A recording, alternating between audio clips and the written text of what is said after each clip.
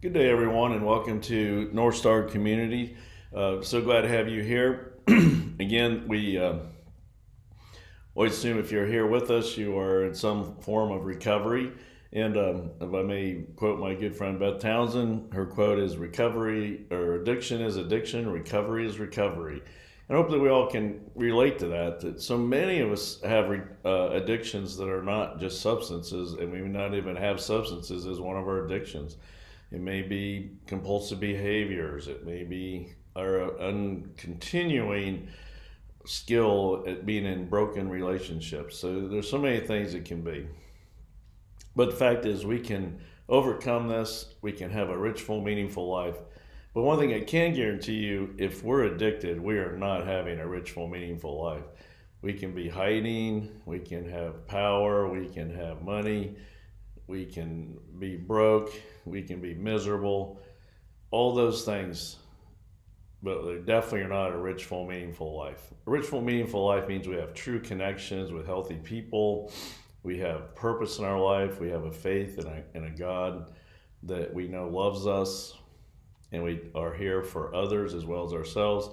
We see ourselves as having at least a healthy level of control in our lives, that we're in charge of the success and failure of our lives, including all of us who've had terrible childhoods that have just wrecked you. You still are an adult now, and you still can recover and have a great life. And I know a lot of times it's hard to hear this, but for you that have had those horrible lives, it doesn't mean, what it really means is if you recover because of your trauma, you're going to have a better life. And I know it's hard to hear sometimes, but it's true. And I've known people who, as awful as their story is as a child, they know that they wouldn't take that away from them now, because it's what's made them such great people today. So just keep reminding ourselves of that. So today we're continuing to talk about how we can overcome our addictive thinking through some activities like prayer, meditation, intentional gratitude, support groups. These are all things you have to do to overcome the trauma in your past life. And again, so in case you're new, is that we believe that at North Star Community that addiction is a no-fault disease. You didn't ask for it. You didn't, at 6 years old, hope to be an addict one day, or be stuck with compulsive behaviors you can't stop that are causing all sorts of problems, or you're in your 33rd broken relationship. None of that is what you hoped for. It's what you got. And so that's why you're in recovery. The other thing is that we know that addiction is substances, compulsive behaviors, people. Again, just make sure we keep reiterating that. And the other thing is that it's a medical model that helps us get past our addictions. That means we have to do things that are therapeutic for us to overcome our addictions, as opposed to willpower. Willpower doesn't work, never has, never will. Doing this on your own, never has, never will. You have to have support groups. You need to talk about your past traumas. You need to look at those things so you can move on. And so, and then you have to have a faith in God too. And so I want to read this. This is Gerald May's quote from Grace and Addiction. I wish I could get everybody to really hear this quote, because it's such a powerful statement of God's love and Jesus Christ's love for us.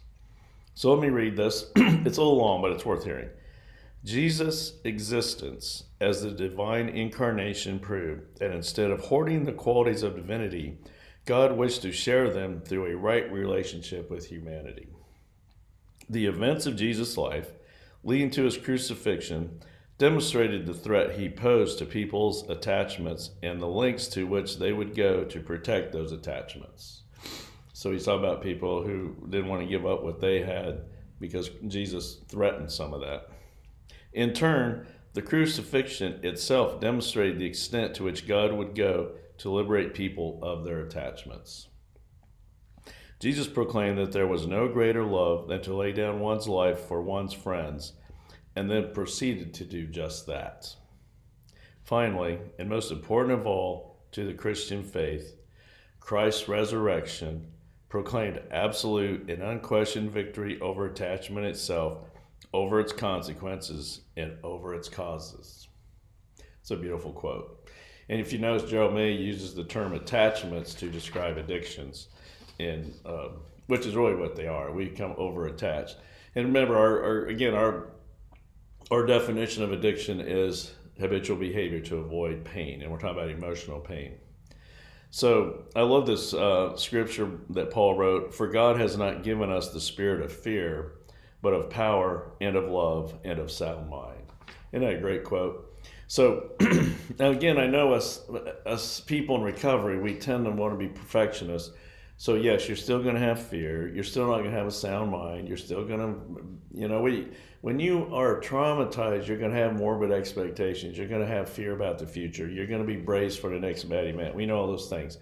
So don't read us as, oh, look at me, I'm failing here. I don't have enough faith. If I had more faith, I wouldn't feel fear. Don't hear it that way. Just hear the hope in our future is that we do have a God of love, and He's given us a spirit, has not given us the spirit of fear, but of power and of love.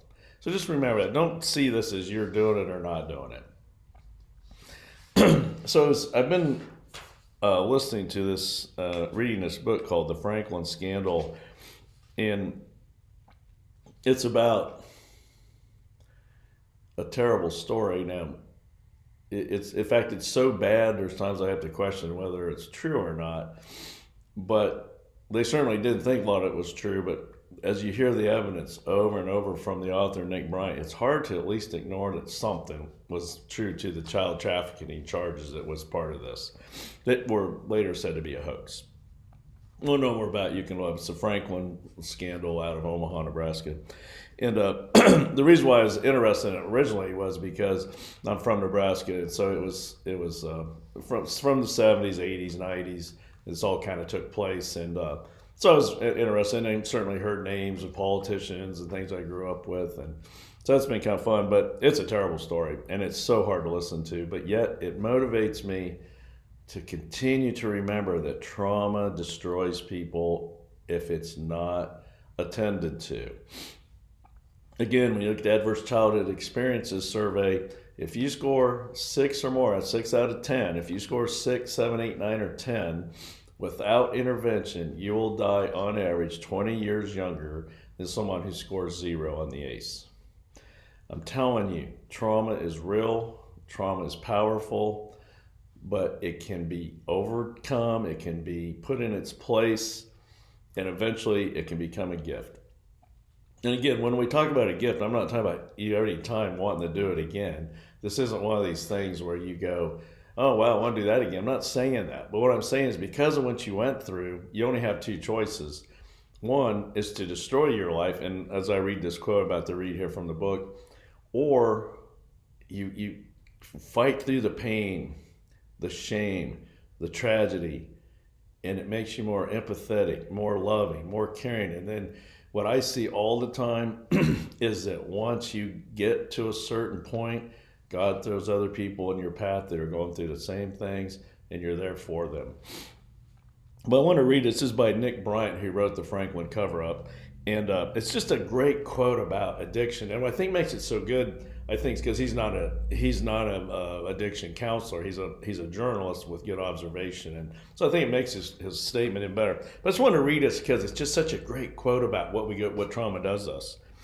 We talked about and he's talking about when he hear me say the word Hill. Hill is one of the kids who was sexually molested as a youth, and he's talking to him now a little bit later as a young adult. We talked about the suppressed abuse he had carried with him for years. I found Hill to be very sharp, articulate, and outgoing. The molestations were a ball and chain that he lugged with him everywhere, everywhere.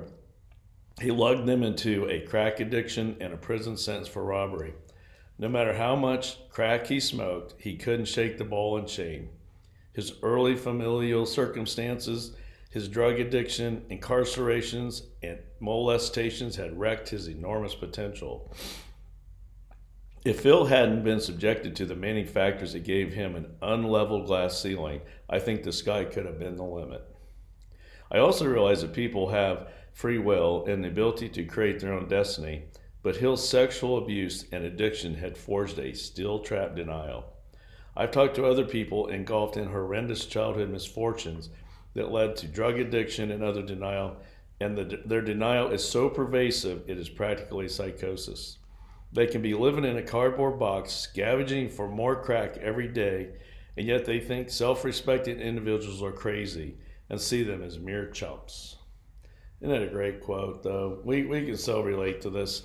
In our recovery, just the addictive thinking just destroys rational thinking, and things that make so much sense to us in the moment, we look back later in recovery and just shake our head and go, what were we thinking? But that's what happens when we're working so hard to forget the pain of trauma, particularly when we talk about sexual stuff. There's a lot of tragedy, there's a lot of trauma out there, but man, what I see is people who have been sexually abused on an ongoing basis where they were unable to get away from it. Just the shame is so high. And that's really what we work on at North Star. I tell people all the time, you may be abusing substances, you may be spending way too much time in compulsive behaviors, and you may be in your 43rd now, bad, broken relationship, but you're really addicted to toxic shame. So as crazy as toxic shame is, and destructive as it is, we hang on to it, we cling to it because it makes sense. And so what we have to do is, that's what we need to address. So toxic shame, again, is this belief that we're never enough. We have this glass ceiling that keeps us at mediocre at best. And then anytime we get feeling good about ourselves or we start seeing things, we have this atrophy thinking, and our inner critic just destroys us and just keeps us down. It's either parent tapes, it's our inner, whatever it is, just really wreaks havoc. And so we have to get through this, because what happens is when we get really into shame, our brain separates. So, and again, this is way oversimplified, but it's called neurogating, where our brains, one side of our brain is very logical and factual, the other is more emotional and feeling stuff, right? Well, for us to be really, and all of us kind of are better at one or the other anyway. But we know that when we're really effective, when we're at our best, we're doing both. Not only are we logically looking at something, we're also addressing and being aware of the feelings that we have with it. Well, when the gate slams shut because of the high levels of shame, we become hyper logical and destructive, or we become hyper emotional and destructive. And so we have to figure out ways to overcome that and open that gate back up so our brain is working the full system of the brain's working. And the problem is that with trauma, we've shut down so much of our brain, and we've created these pathways that are just so strong, and we have to figure out ways to get over them.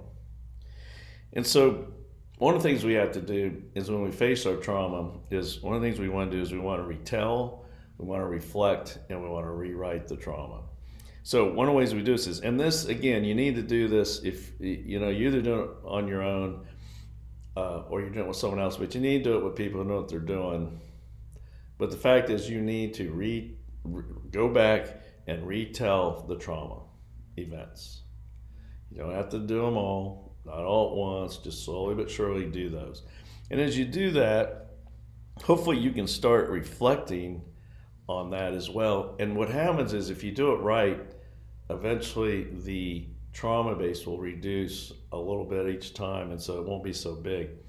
And then here's the interesting part. What they found research-wise is that we have to create a new narrative with the trauma to make it a positive. And I know that's really hard. If you've lost a child, or if you've, lost someone very close to you to drugs and alcohol, or if you've, all these, there's so many traumatic events out there, it's hard to put a positive narrative to it. But again, what we have to keep reminding ourselves is we cannot turn the clock back. We can't undo the trauma. We cannot undo it. We can't stop it. It already happened. What we can do is we can stop the negative, destructive behaviors that we're doing now so we can go past the trauma. So how do we do that? We need to get with someone who knows what they're doing, or trusted friends, right? Which about healthy people. And then we got to figure out ways how this trauma made us a better person. It gets back to what I was saying earlier about trauma eventually needs to be turned into a gift. And maybe there's a better word for it, I don't know. But if you can get your trauma base resolved, you can start seeing how you're a better person because of it. You're a stronger person because of it, probably more resilient as a person.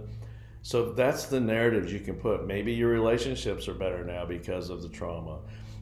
You don't take life for granted like you used to. Maybe you're not as materialistic as you used to be. Whatever it is, you have to find ways to put a positive narrative to it, and we can, but it takes time. And then we think about this. Then another thing we're talking about is that once we understand toxic shame again, mediocrity, never enough, always negative statements. Once we can understand that, we're doing that, we can start addressing this as well. And then we can start thinking about how can we do gratitude?